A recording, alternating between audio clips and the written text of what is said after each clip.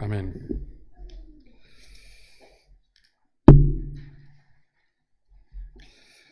Todos sabemos que durante la época del desierto había muchos obstáculos delante o que el pueblo de Israel tuvo que padecer, ¿verdad? Todos conocemos los relatos desde el principio, desde que el faraón sabemos que les puso muchas dificultades, pero Dios les ayudó a vencer todas ellas. Al salir de Egipto vieron cómo se tuvieron que enfrentar al Mar Rojo y vemos cómo Dios, haciendo la obra, les ayudó a superar esa situación, a vencer esa situación y pudieron atravesar el Mar Rojo en seco sin ningún problema. Algo que parecía totalmente imposible, pero Dios les abrió ese camino. Al caminar por el desierto, también incluso se levantó un ejército, el ejército de Amalek, donde les impedía, donde no les dejaba pasar. Pero Dios igualmente les abrió el camino a través de la oración de Moisés. Vemos cómo Dios abre el camino siempre en medio de las circunstancias y siempre en medio de los problemas que acontecen en el desierto y acontecen en la vida del pueblo de Dios, y también a veces vemos que incluso en nuestra propia vida, cómo Dios nos abre el camino. Ahora, en el pasaje de hoy es un poco diferente, en el pasaje de hoy es un poco distinto. No es algo que se tuvieron que encontrar, no es algo que se encontraron, no es algo que Dios les encaminó hacia ello, fueron ellos mismos los que pusieron el obstáculo. A veces también nosotros hacemos esto, nos ponemos el obstáculo o ponemos el problema delante. La pregunta es, después de ver estas circunstancias que hemos mencionado, cómo Dios les saca de Egipto, cómo Dios les abre el Mar Rojo, cómo Dios les guarda y les provee, en esa circunstancia, ¿cómo es posible que el pueblo de Dios haga idolatría? ¿Cómo es posible que el pueblo de Dios levante un becerro? ¿Cómo es posible que estas cosas ocurrieran? Es más, lo más ridículo o lo más grave es que lo hicieron también a través del propio sacerdote Aarón, el hermano de Moisés. Es decir, a través del propio sacerdote. ¿Cómo es posible que todavía a estas alturas el pueblo de Israel cayera en esta circunstancia? ¿Cómo también nosotros tenemos que en el día de hoy ver cómo pueden ocurrir que en nuestra propia vida ocurran este tipo de cosas? En esa circunstancia, en este relato, en el versículo 28, vemos que en consecuencia de este hecho, alrededor de unas 3.000 personas perdieron la vida. Versículo 28 lo podéis ver. Ahora, fueron ellos mismos los que pusieron la dificultad. Ellos mismos pusieron el problema, pusieron el obstáculo. ¿Por qué? ¿Por qué? Tenemos que ver y entender las razones de por qué ocurren estas cosas, por qué ocurren estas cosas alrededor de nosotros. Hoy vemos que Satanás es un ser invisible que nos quiere bloquear, nos quiere detener, nos quiere parar. Tenemos que ver que este personaje aparece a través de los 66 libros de la Biblia. Hay muchas personas que se resisten a hablar del diablo, de Satanás. Hay muchas personas que no quieren, en muchas iglesias se resisten, no quieren hablar ni mencionarlo. Pero yo veo que desde Génesis a Apocalipsis explica esta realidad, que Satanás quiere bloquearnos, quiere detenernos. Está ahí. Solo en Génesis capítulo 1 y capítulo 2, solo en Génesis 1 y 2, y en Apocalipsis 20, 21 y 22, 5 capítulos, no aparece o no habla Satanás. Solamente de toda la Biblia, 5 personajes, o sea, 5 capítulos, no habla. Y quizás tendríamos que ver si Génesis 1, donde está el caos, el desorden, no es una forma de hablar de él sin mencionarlo. Pero en los demás pasajes podemos ver cómo el diablo nos ataca. Tenemos que saberlo, tenemos que verlo. Las personas por causa de esto se enfadan y discuten. Piensan que solo los chamanes hablan de Satanás. Pero la Biblia lo explica claramente. Desde Génesis 3, donde aparece que nos ataca continua y constantemente. ¿Para tener miedo? No. ¿Digo esto para qué? Para estar prevenidos. para que sepamos de dónde viene nuestro problema. ¿Por qué? Porque también tenemos que saber que nos da algo bueno, aparentemente bueno, pero nos engaña. Es la idolatría. Y nos da algo que aparentemente era bueno. Mira, levantar una estatua para que vaya delante de vosotros. Vamos a levantar un becerro para que vaya guiándonos. Vamos a levantar un becerro porque Moisés ha muerto y ya no vamos a quedarnos atrás, vamos a seguir adelante, pero vamos a levantar una figura. Y nos engaña. Hoy en día quizás a nosotros, no tanto con la idolatría a ese nivel, pero sí que nos puede engañar a través de la religión o de las cosas religiosas. Nos engaña a través de esto. Y confundimos a veces lo que creemos que la idolatría son levantar imágenes y olvidamos que idolatría es todo aquello que le quita el lugar a Dios, todo aquello que anteponemos al deseo y la voluntad de Dios, todo aquello que impide que la voluntad de Dios se cumpla en nuestra vida o donde nosotros ponemos otras cosas en el lugar que le corresponde a Dios. Dicho de paso, también incluso nuestra confianza o nuestra esperanza, cuando ponemos nuestra confianza o nuestra esperanza en otra cosa que no sea Dios, que no sea Cristo, eso también es idolatría, hermanos. Entonces, Satanás nos engaña. Muchas personas van a la iglesia, pero sin entender el Evangelio. Eso es la religión. Personas que asisten a las iglesias, como vemos en muchos casos en la Iglesia Católica, que hay mucha gente que va, pero eso es la religión. También nos engaña con la cultura de este siglo. El pueblo de Israel fue engañado. Satanás quiere dar algo que parece que es bueno, que parece que está bien, y nos engaña con esto. Nos quiere, ¿qué hacer? Nos quiere bloquear el camino por donde vamos. Quiere detenernos, quiere confundirnos. Al final, ¿qué hace? Nos da otra cosa que es incorrecta, pero que parece bueno. Pero nos da cosas que parecen buenas, pero son incorrectas. Esta es la estrategia de Satanás que nos muestra la palabra de Dios, que nos muestra la Biblia. Muchas religiones no hablan mal de Satanás. ¿Por qué razón? Porque son siervos de Satanás. Hay muchas religiones como el budismo, que los propios chamanes dicen, los propios budistas dicen, que ellos adoran a Satanás. ¿Cómo van a hablar mal de Satanás si le están adorando? No pueden hablar mal de Satanás, todo lo contrario. Pero la Biblia nos dice que no hagamos idolatría, porque ese es el camino de la destrucción. Y hay un punto que Satanás nos ataca a los creyentes. Uno de ellos es la impaciencia. ¿Amén? Es la impaciencia. ¿Sabéis? La semana pasada dije, estamos orando, porque nuestro corazón, tanto el pastor Jonathan como uno mismo, yo mismo, estamos orando por estar viajando a Canadá, a Montreal, conocer a los hermanos, poderles dar una palabra personalmente, poder establecerles, poder estar con ellos poquitos días, ¿verdad? Y a veces nos lleva la impaciencia, ¿no? Quisiéramos irnos ya. Y esta semana, hablando con ellos, caímos, wow, espera un poquito. ¿Por qué? Porque es que en Canadá, como en otros países, cuando vas de fuera, pues tienes que estar un tiempo de cuarentena, a lo mejor 14 días de cuarentena. Y digo, wow, pues no vamos tantos días, con lo cual te das cuenta y dices, no es tu impaciencia, es el tiempo y es el horario de Dios. Entonces dijimos, bueno, está bien. Digo, a veces nos gustaría, ¿verdad?, que las cosas fuesen más rápidas o en nuestro horario, pero dijimos, perfecto, este es el horario de Dios, no es el nuestro. Pero a veces nos puede llevar la impaciencia. Cuando Moisés fue al monte y subió al monte donde Dios les dio las tablas de la ley, el pueblo de Israel, ¿qué ocurrió? No podían esperar, querían ya mismo. Levantaron ese becerro de oro. Si son engañados por Satanás, ¿qué va a pasar? ¿Qué vamos a hacer cosas incorrectas? Si nos dejamos engañar y nos dejamos mover por el diablo, ¿qué va a ocurrir? Vamos a hacer cosas, incluso a veces pueden parecer cosas buenas, pero terminan mal. Dice, ¿pero cómo es posible si esto es algo bueno? Sí, pero no es el horario de Dios. Amén. No es el horario de Dios. ¿Y qué es lo que dijeron? Ay, es que Moisés ya es mayor. Lo mismo se ha muerto allá arriba. Yo no sé, no recuerdo ahora mismo, no tengo en la mente este dato, cuánto tiempo estuvo Moisés arriba. Parece ser que estuvo un tiempo, no recuerdo ahora cuánto, pero un tiempo. Y no sabían ni cómo ni cuándo iba a bajar. Oye, ¿qué va a pasar? ¿Y si se queda arriba?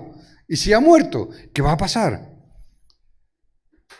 El problema muchas veces es que creemos a las personas, pero no creemos a Dios. No es que tuvieran que creer a Moisés, no es que Moisés ha dicho, no es que Moisés dijera, es que Dios a través de Moisés dijo. Y a quien tenemos que creer no es a Moisés, es a la palabra que Dios dio a través de Moisés. Pero a veces equivocamos esto. Por eso no importaba si Moisés volvía o no volvía, no importaría si Moisés moría o no moría, no era eso lo importante. ¿Qué es lo importante? Solo Cristo, solo Dios. Los pastores, está bien, pero no es en el siervo de Dios, sino en la palabra de Dios, a través de su siervo, en lo que tenemos que creer.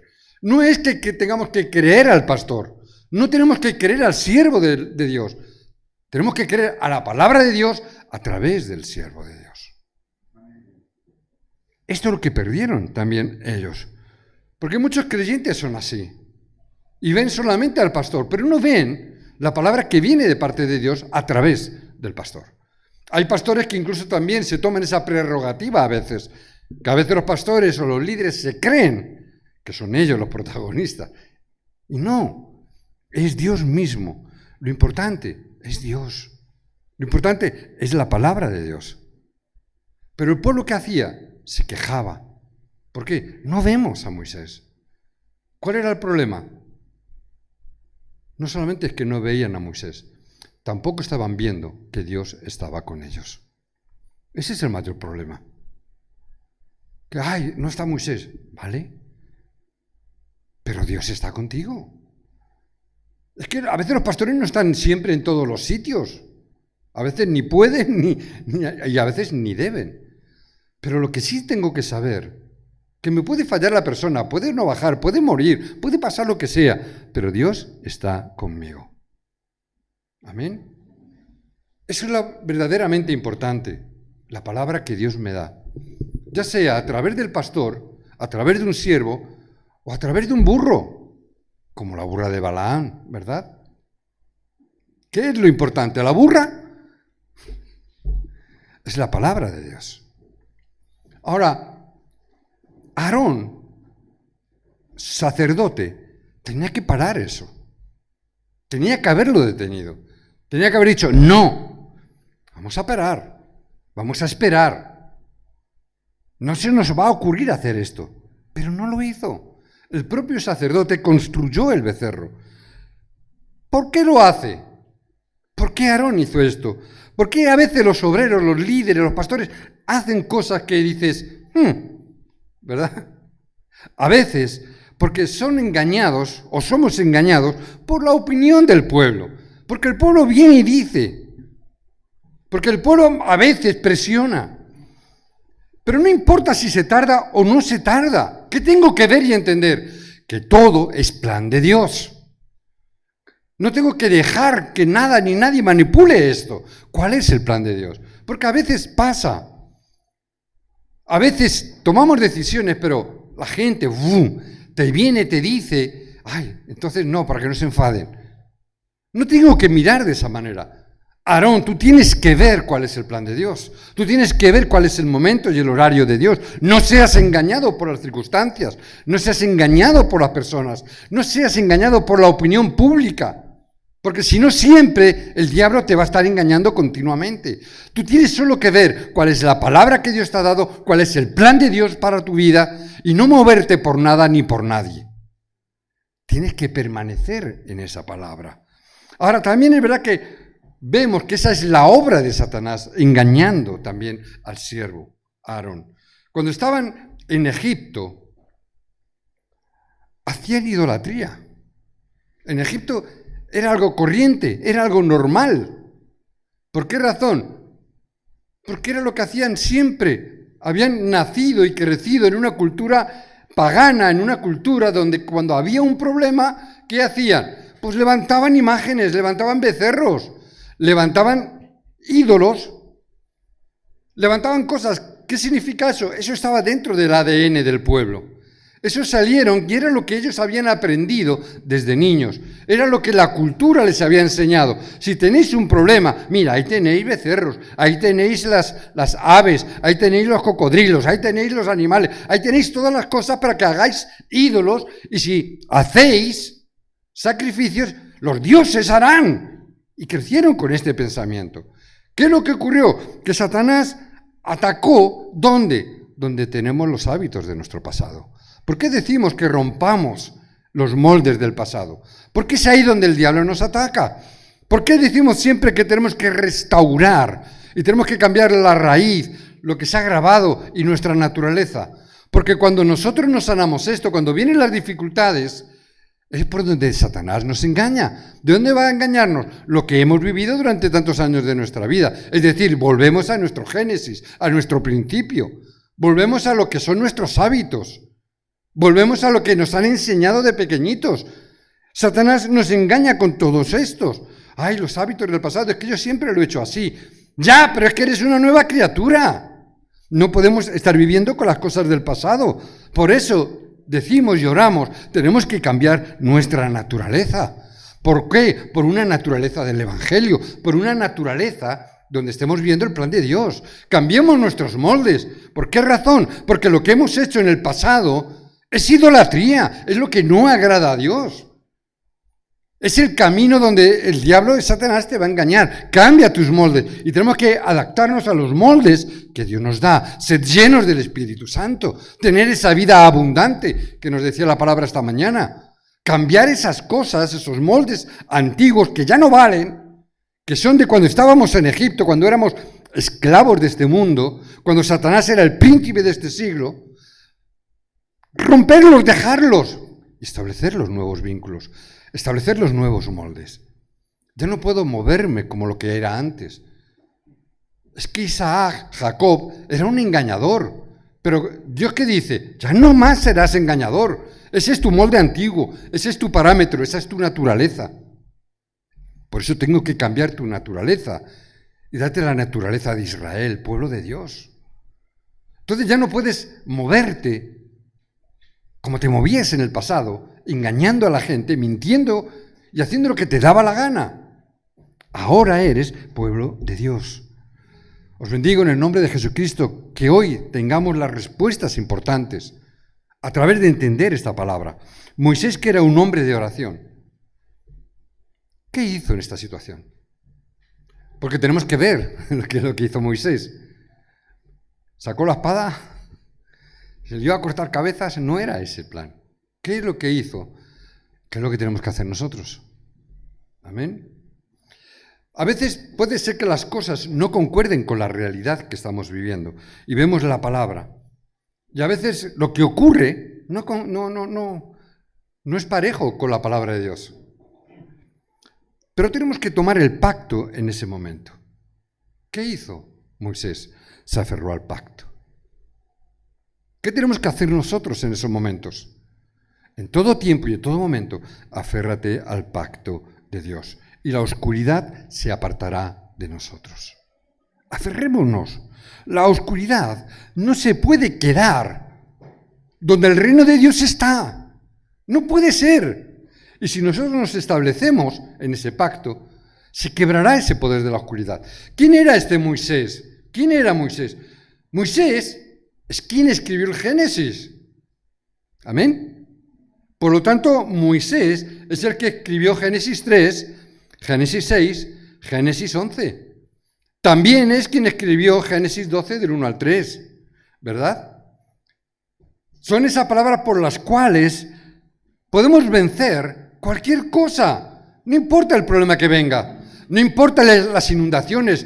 ¿Por qué? Dios nos ha dado la bendición. No importa que las personas vayan buscando el éxito. Dios nos ha dado la bendición. Dios nos ha llamado para que seamos origen de bendición. Nosotros, vosotros, tenéis que ser las personas de Dios. Los hombres y mujeres de Dios de esta época que abrazamos el pacto. Amén. Tenemos que ser aquellos que en este momento y en este tiempo permanezcamos en el pacto de Dios. Moisés vio la situación y en Éxodo, en el capítulo 32, en el versículo 32, ¿qué dijo? Mira, ráeme de este libro, quítame del libro de donde me hayas apuntado. Pero somos los hijos de Dios. ¿Qué significa eso? Que nuestros nombres no pueden ser quitados del libro de la vida. Y Dios se lo dijo a Moisés, tranquilo, no quitaré tu nombre. ¿Por qué razón? No puedo, es decir, eso es para siempre. Dios le dio esta palabra. No importa lo que haya pasado, tú serás siempre un hijo de Dios. No importa. Tú permanece en el pacto. Toma el pacto con un corazón sincero. Tómalo de todo tu corazón. Y cuando tengáis dificultades, cuando vengan esas dificultades, tomar el pacto. Porque en el pacto, o en las dificultades, mejor dicho, el pacto de Dios no cambia. ¿Por qué a veces actuamos como si sí que cambiara? ¿Por qué sí que actuamos cuando vienen los problemas y las dificultades? Sí que pensamos, nos alteramos, nos ponemos nerviosos. ¿Por qué en momentos de dificultad o en momentos de impaciencia enseguida parece como que, ¡ay, no va a funcionar el pacto! Pero si siempre ha funcionado. ¿Por qué pensamos que ahora no va a funcionar? ¿Por qué? Porque Moisés tarde en bajar, pensamos que, ¡ay, ya se ha acabado el pacto! No, el pacto es eterno. El pacto que hubo en aquel tiempo es el mismo pacto que hay en el día de hoy. El mismo, no hay otro. Es el mismo pacto de Dios. ¿Por qué pensamos que a ellos les funciona y a nosotros no? ¿Por qué pensamos que a mí me ha funcionado en el pasado, en experiencias que he tenido en mi vida, pero en este momento y en este problema y en esta dificultad no me va a funcionar? Si el pacto de Dios es el mismo. El pacto de Dios no cambia. A veces no entendemos este mundo espiritual, no vemos esta guerra espiritual, no vemos este conflicto. Por eso Moisés pidió que les perdonara. No entienden. Sí, perdónalos. En el momento de la crisis, que toméis el pacto. Amén. Ahora, ¿cuál fue la oración de Moisés? La oración de Moisés fue la oración que está dentro del pacto. Y utilizó el pacto de Dios para orar a Dios. ¿Te das cuenta que no ora al problema, ora la respuesta al problema a través del pacto de Dios? Nosotros oramos siempre hacia el problema. El protagonista de la oración es el problema. Pero Moisés no. Moisés, que conocía perfectamente la idolatría, oró conforme la respuesta que Dios tenía para ellos. Pero antes, ¿qué hizo? ¿O qué tenemos que hacer? Yo tengo que saber qué es idolatría. Os bendigo en el nombre de Jesucristo, porque Él conocía bien la idolatría, porque había nacido y crecido en medio de la idolatría. La conocía perfectamente y sabía lo que era idolatría. Nosotros tenemos que abrir nuestros ojos para ver lo que es idolatría en nuestra vida, en nuestro alrededor. Tenemos que saber esto. Dios, antes de hacer esta obra, Dios le llamó en el monte Sinaí y le dijo que se quitara el calzado. ¿Os acordáis? Cuando Dios le llamó. Quítate el calzado de tus pies, porque el lugar donde estás, el lugar es santo, santo es. Quítate el calzado de tus pies. ¿Qué le estaba diciendo? Deja las cosas que es incorrecto y toma tu identidad. Calzado significaba identidad. Los esclavos no podían llevar calzado. Denostaba identidad. Quítate el calzado de tus pies. Tenemos que empezar a tomar nuestra identidad. Tomando el pacto, sabiendo nuestra identidad, Dios empieza o empezará a orar. Y él oró, y sabiendo su identidad, y sabiendo el pacto, oró. ¿Qué dijo? Acuérdate de Abraham, acuérdate de Isaac, acuérdate de Jacob. ¿Es que se lo tenía que recordar? ¿Es que Dios no se acordaba? Claro que se acordaba. Pero ¿qué estaba haciendo Moisés? Estaba orando, aferrándose al pacto y a la palabra que Dios dio a Abraham, Isaac y Jacob. Porque él sabía la vida de José, cómo había llegado hasta Egipto y por qué las circunstancias. Y él nuevamente tomó esa palabra. ¿Qué es lo que dijo? Has jurado por ti mismo y les has dicho que los multiplicarías y les darías la tierra. ¿Qué estaba haciendo? Estaba orando con el pacto que Dios les había dado. Tú has prometido que nos vas a llevar a la tierra. Tú has prometido por tu propio nombre que lo tienes que hacer. ¿Qué está haciendo? Reclamando el pacto y la palabra que Dios ha dado. Moisés tomó el pacto. ¿Y qué es lo que hizo? Se lo echó en cara a Dios. En el buen sentido de la palabra. ¿Qué es lo que tenemos que hacer nosotros? Hermanos, yo tengo que estar orando con el pacto y la palabra que Dios me ha dado. No oremos en base a los sentimientos. Moisés no oró diciendo, pobrecitos, se van a morir. No dijo eso. No era necesario. No es necesario llegar a Dios lacrimógenamente llorando y ay, pobrecito, papaito lindo, todas estas cosas. No es necesario. Cada uno que le llame a Dios como pueda, crea conveniente. Pero no es necesario, sino que tú tienes que, Señor, tú me has dado una palabra. Señor, tú me has dado un pacto, una promesa. Señor, tú tienes que cumplirla. Acuérdate de la promesa de Abraham. Jonás, ¿qué le ocurrió a Jonás? Quería huir de la palabra de Dios. ¿Dónde entró? En un gran pez. Cuando estaba dentro del pez, oró. ¿Qué es lo que oró? No le dijo, sácame del pez, sácame del Seol, de la muerte. Señor, yo que he recibido ya la salvación, soy tu hijo. Si seguimos el pacto, podemos hacer la oración del pacto. No importa, aunque me haya equivocado. Yo sé que tú me has dado una palabra, tú me has dado un propósito en esta vida. Cuando le está diciendo, tú me has dado la salvación, soy salvo, le está diciendo que me has salvado con un plan y un propósito. Señor, permíteme que lo cumpla. Jonás desde el vientre de la ballena no le dijo, Señor, sálvame la vida, que soy tu hijo, ay papaito lindo. No le oró de esa manera. Soy salvo, soy un hijo tuyo que tiene un plan y un propósito. Permíteme que lo cumpla. Me he equivocado. Déjame que lo cumpla. Cuando tomamos el pacto, la oscuridad huye. Cuando tomamos y oramos con el pacto, no tiene más remedio que la oscuridad retroceder. Cuando oramos en el pacto, la oscuridad es quebrantada en el nombre de Jesucristo.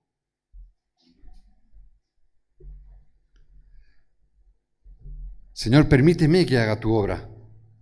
¿Qué es lo que hizo Jonás? Se arrepintió. ¿Por qué razón? Porque entendió una cosa. Entendió que era su responsabilidad como hijo de Dios. Era su responsabilidad. Por eso, hoy también tenemos que hacer esa oración de arrepentimiento. De saber que es nuestra responsabilidad. Ante los problemas tendemos siempre a echar la culpa a otras personas. Es que los pastores a los miembros, los ancianos a los líderes a los creyentes a los pastores y viceversa. ¿Pero qué tengo que entender? Es mi responsabilidad delante de Dios. Es mi responsabilidad tomar el camino correcto o irme en dirección contraria como hizo Jonás. Es mi responsabilidad. Cuando entendemos esto y Moisés comprendió y se acercó a Dios, ¿Dios qué hizo? Se arrepintió. La voluntad de Dios se arrepintió del mal. En las cosas pequeñas, tengamos el pacto, tengamos la oración del pacto y que sepamos, hemos hecho mal delante de Dios. Es nuestra responsabilidad reconocerlo. Es fácil siempre echar la responsabilidad o la culpa a otros. Trabajando en el centro de rehabilitación de toxicómanos, siempre, sobre todo los que venían de Proyecto Hombre y de estos lugares, venían las personas y decían, no, nosotros no somos responsables, la sociedad que me ha hecho así. Es que mis padres, la sociedad, los amigos, es que es la responsabilidad social que nosotros hayamos caído en la drogadicción. Todo el planteamiento era así, todo el planteamiento era ese. Siempre, ¿qué era? Los que más problemas causaron. ¿Por qué? Porque nunca reconocían su responsabilidad. Siempre decían, somos enfermos, somos víctimas de la sociedad. No funciona así. Delante de Dios tenemos que confesar, que sepamos, me he equivocado, ya está, no pasa nada. Volvamos a empezar. Volvamos a empezar. Entonces podremos volver dentro de la voluntad de Dios. podremos volver al deseo de Dios. Y cuando volvemos, la oscuridad se postra delante de Dios. Los que de verdad tienen la culpa normalmente nunca lo reconocen. Es curioso, ¿verdad? Pero normalmente son los que siempre sacan balones, tiran balones fuera, ¿no? Pero Dios es el Dios Todopoderoso y nuestro Salvador. Que oremos arrepintiéndonos y tomando nuestra responsabilidad. Quiero concluir. Debemos de sanarnos de vivir con impaciencia. El diablo, cuando no puede pararnos, nos precipita, nos empuja para precipitarnos. En el pasaje de hoy vemos que fueron muy apresurados, se apresuraron y tuvieron problemas.